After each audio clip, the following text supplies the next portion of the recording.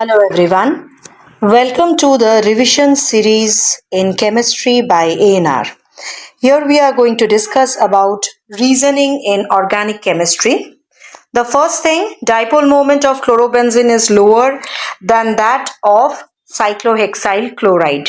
So this is the structure of chlorobenzene and this is the structure of cyclohexyl chloride. Draw the two structures and write what is dipole moment. Dipole moment is equal to charge into the distance between the charges. So the first point under this is the CCl bond in chlorobenzene is shorter. Why it is shorter?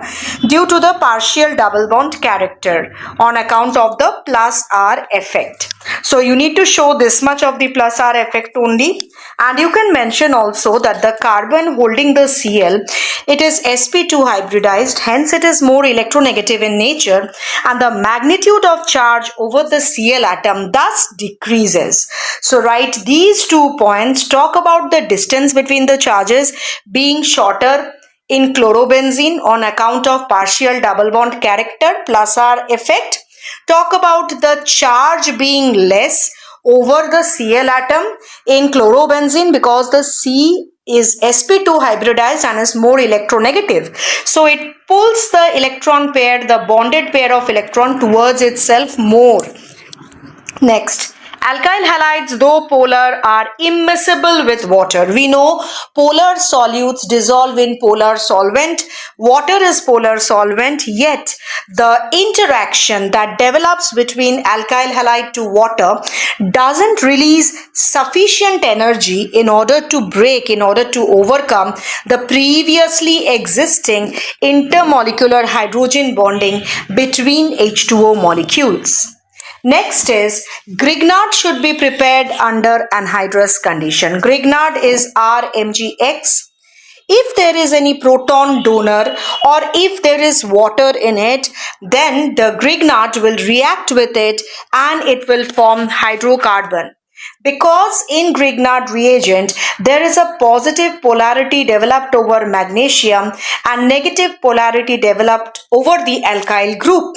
So here it breaks and here H attaches and you get RH, which is the hydrocarbon.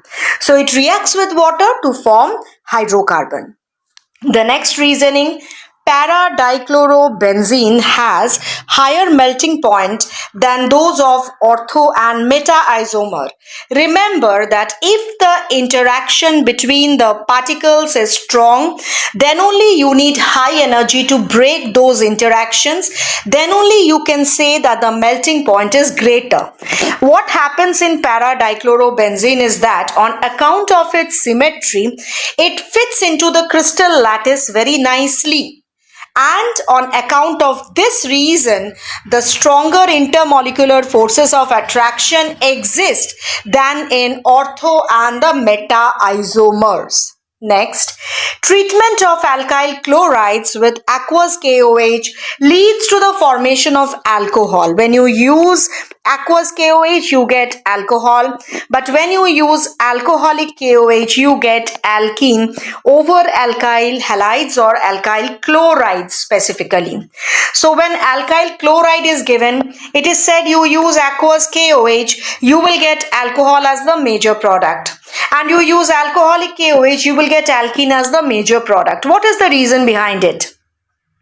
Alcohol is your substitution product, which is the major product. Minor product will always be the alkene. And where you are getting alkene as the major product, that is your elimination product. And the minor product will always be the alcohol. Remember that in the polar medium, that is aqueous medium, KOH dissociates and it generates OH minus, which is a good nucleophile. It's a strong nucleophile, and so it gives substitution product as the major product. Now this OH minus in the aqueous medium also gets highly hydrated, for which the basic character of this OH is reduced. Why? Because we know that bases are nucleophiles and nucleophiles are bases. So if OH minus is showing its nucleophilic nature, it should be capable of showing its basic nature as well. But why that is getting suppressed? because OH minus in aqueous medium gets highly hydrated. Alcoholic KOH, it is a better base because the medium is a non-polar medium, alcoholic medium. It contains OR minus ion in this medium, which is a stronger base than OH minus. So giving elimination product as the major product. The next reasoning is ortho and paranitrophenols are more acidic than phenol. What is the reason is the presence of the nitro group, which is electron withdrawing in nature. It pulls electron towards itself. It is electron withdrawing in nature, on account of which the polarity between the oxygen and hydrogen increases and H is released as H plus more readily. And once H is released as H plus, the phenoxide ion that you get is more stable on account of better negative charge delocalization due to the electron withdrawing effect of nitro group. Now, over here you say propanol has higher boiling point than that of hydrocarbon. Yes, because propanol is alcohol. They are held together by intermolecular hydrogen bonding, forming associated molecules. So they are forming associated molecules, and you need more energy to break these associations, and so it has higher boiling point. Alcohols are comparatively more soluble in water than hydrocarbon of comparable molecular mass. You should always keep in mind that solubility in water depends on the interaction of the solute with the solvent molecule, that is water. Alcohols are capable of forming intermolecular hydrogen bonding with H2O. This accounts for the solubility of alcohol in H2O. O-nitrophenol is more steam volatile than P-nitrophenol. More steam volatile means the interaction between the molecules of O-nitrophenol is less strong than that of P-nitrophenol. And the question now arises, why the P-nitrophenol has a stronger interaction? Because it forms associated molecules on account of intermolecular hydrogen bonding, which is not present in O-nitrophenol. In O-nitrophenol, there is intramolecular hydrogen bonding. So, O-nitrophenol is more acidic than O-methoxyphenol. This is another reasoning. Again the same thing. Nitro group is electron withdrawing because it has minus R effect. So it pulls the electron density towards itself and away from the benzene ring and away from the oxygen hydrogen bond. Thus increases the bond polarity, OH bond polarity. It readily releases H plus. Once it releases H plus, it forms O minus, which is phenoxide ion. And this is the conjugate base, which is stabilized because of the better delocalization of the negative charge on account of the presence of the nitro group, which is not happening in case of O-methoxy because it is electron donating group. If it is electron donating, obviously it will add electron to the oxygen hydrogen bond and will decrease the polarity and will decrease the stability of the conjugate base, the phenoxide ion, because it increases the electron density. OH group attached to benzene activates it towards electrophilic substitution. Electrophilic substitution takes place in a system which is electron rich. Now this OH group is activating group. Why? Because on account of plus R effect, it increases the electron density in the benzene ring. And in the resonating forms, it creates this negative charge over ortho positions and para positions. So the electron density selectively increases in the ortho para position, for which it again orients the electrophile towards orthopara position. But here it is just asked why it activates. So you can just mention the plus R effect, for which it increases the electron density over the benzene ring. Boiling point of ethanol is higher than that of methoxymethane. Yes, ethanol forms intermolecular hydrogen bonding and hence associated molecules. You need more energy to break these associations. And on account of this, the boiling point of ethanol is high. Methoxymethane is ether which just has dipole-dipole interaction. So, Next, you have preparation of ethers by acid catalyzed dehydration of 2 degree and 3 degree alcohol is not a suitable method. If you have to prepare ether by acid catalyzed dehydration, you generally use 1 degree alcohol. Why? Because this 1 degree alcohol gets protonated forming oxonium ion. And then it gives what? Another molecule of alcohol acts as a nucleophile and can attack. So you get the ether. But in case of 2 degree, 3 degree alcohol, H2O is getting lost from the oxonium ion and you get a carbocation. So reaction pathway changes. So this is what is happening if I take 1 degree alcohol. It gets protonated. This is the protonated alcohol, OH2 plus. The other mole of ethanol is acting as the nucleophile and is attacking. And then finally you get deprotonation and you get the ether.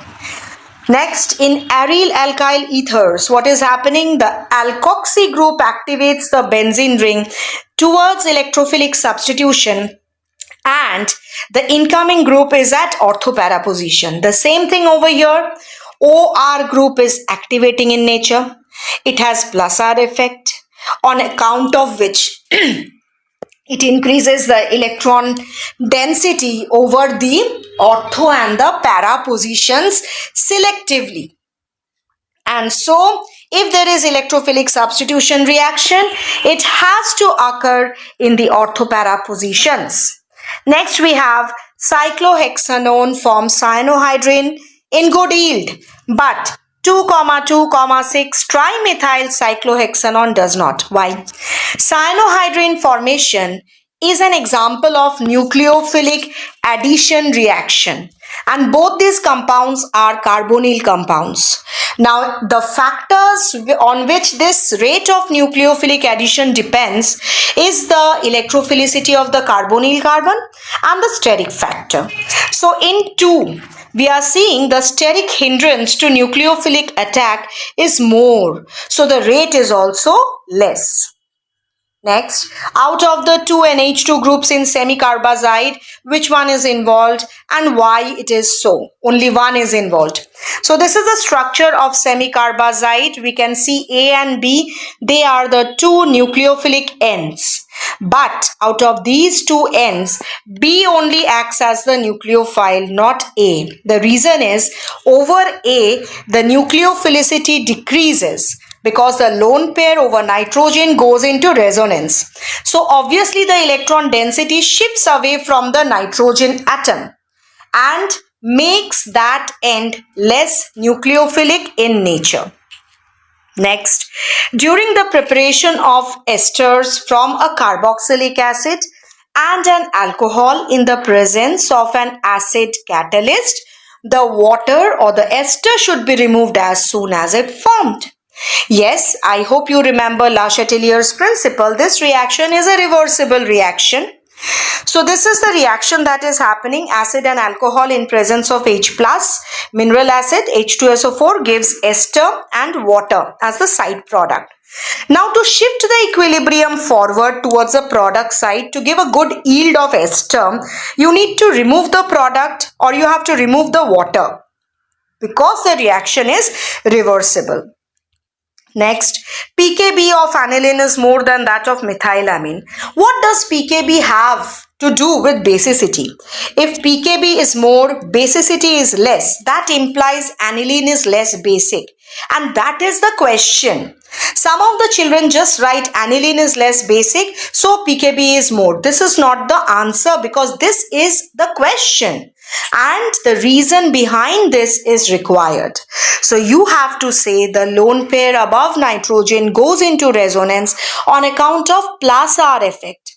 So it is moving away from the nitrogen and is less available for donation because these are all Lewis bases. They have lone pair. They are lone pair donors. So the lone pair donating capacity or tendency is less because the electron density from nitrogen is shifting towards benzene on account of plus R effect.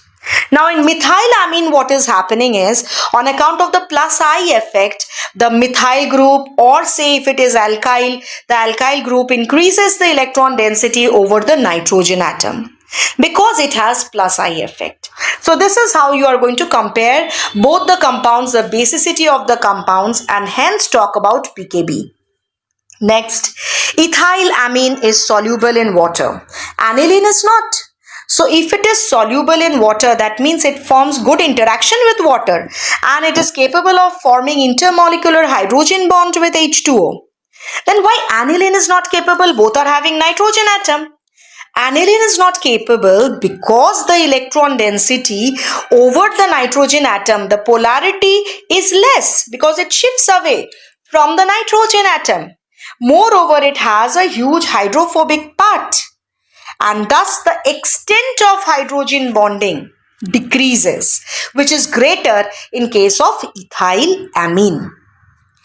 So methylamine in water reacts with FeCl3 to precipitate hydrated ferric oxide. So how to see this? Methylamine is CH3NH2. The lone pair above nitrogen can abstract H plus because this is a base. It is abstracting H plus and it is forming CH3NH3 plus and OH minus. Now FeCl3 again is an electrolyte and good electrolyte, and it is dissociating completely strong electrolyte FeC3 plus and 3Cl minus. This Fe3 plus and in the medium OH minus is there. They combine to form ferric hydroxide in a hydrated manner, that is Fe2O3.3H2O, which is a brown PPT. So this is the entire course of the reaction. To explain this question, it is essential to mention that you get OH minus in the medium, you get Fe3 plus in the medium, and they combine to give a compound, that is ferric hydroxide or hydrated ferric oxide, which is brown precipitate. Although amino group is orthopara directing, aniline on nitration gives substantial amount of meta-nitroaniline.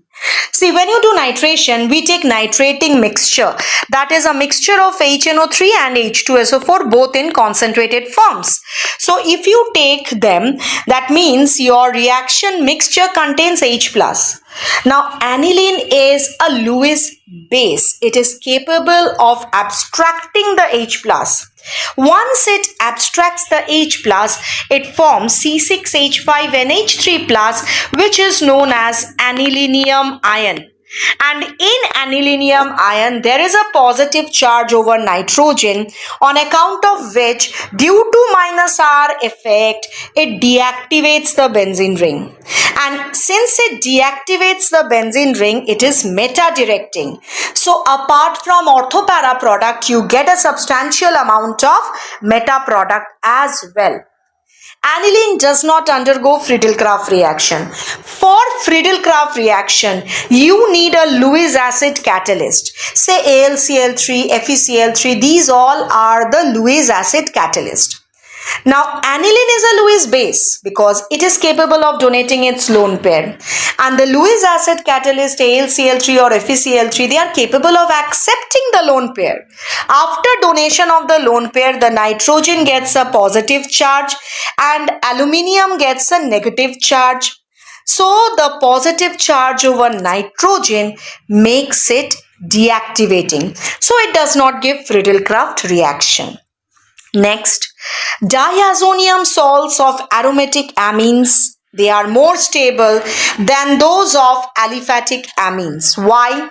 You have to draw the structure of the aromatic diazonium halide. So this is benzene diazonium halide.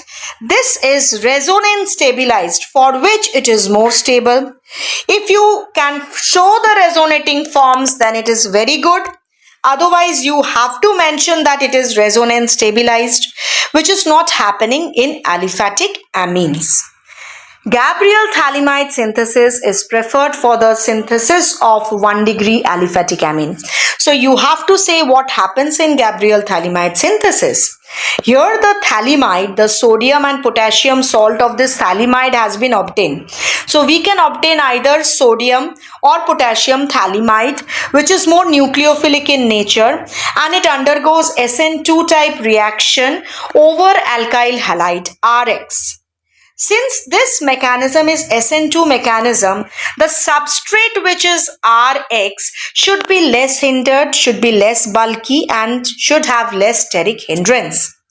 Now, in order to prepare 1-degree aromatic amine, what will happen? You have to take aryl halide as the substrate. Now, first point, the aryl halide is sterically hindered. Secondly, the carbon halogen bond has a partial double bond character for which CX bond does not break easily. And obviously, since it is Rx is the substrate, if you go to prepare a 2-degree, 3-degree, taking a 2-degree, 3-degree substrate, the steric hindrance will increase. So what are the important points? You have to mention the mechanism is SN2 type, where the sodium or potassium thalamide acts as nucleophile and attacks over the Rx, which is the substrate. That's why that needs to be less bulky. The strands of DNA are complementary to each other. They are not identical. What is the reason behind it? The two helix of DNA, they form hydrogen bond between the complementary bases. What bases? The nitrogen containing bases. Adenine to guanine, cytosine, thymine, like this, adenine to thymine. Okay, this is just adenine to thymine, cytosine to guanine. It's like this. So the complementary bases are ATCG. That's why this is complementary to each other, the helix of DNA. Vitamin C cannot be stored in our body because vitamin C is water soluble and it gets urinated out from your body. The melting point and solubility in water of amino acid are generally higher than that of corresponding halo acid. If you have to talk about melting point or solubility in water, you have to talk about the polar nature, polarity. Now, amino acids exist as zwitterion, which is a dipolar ion. See what is happening in amino acid. The NH2 group and say CHR over here and COOH. The H plus is given to this nitrogen and there is a negative charge over oxygen.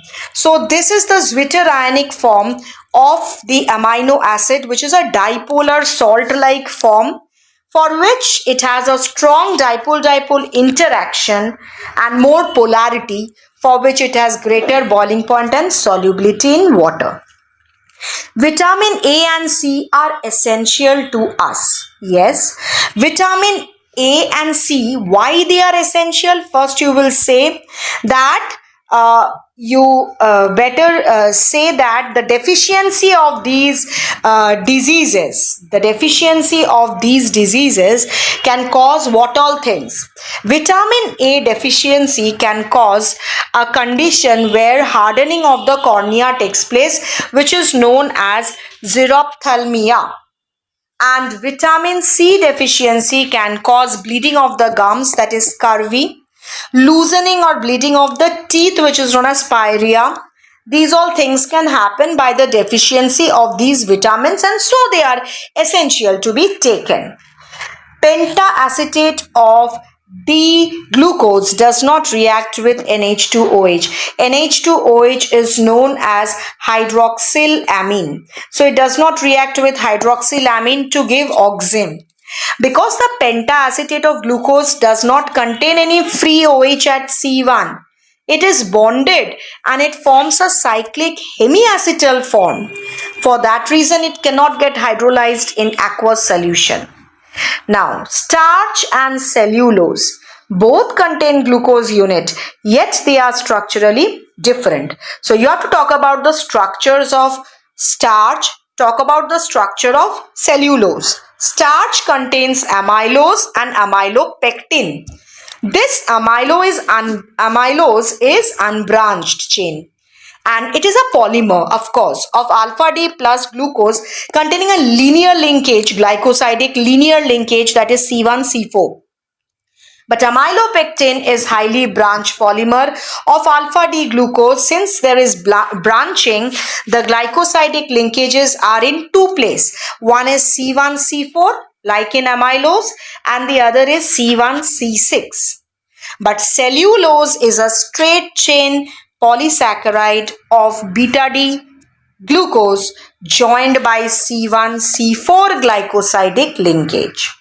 So this is the structural difference between starch and cellulose. So that's all for all the reasoning type questions of organic. I think it covers up almost 95 to 98% of your NCERT syllabus, where we can talk about as many possible reasoning questions to be given in CBSE board exam.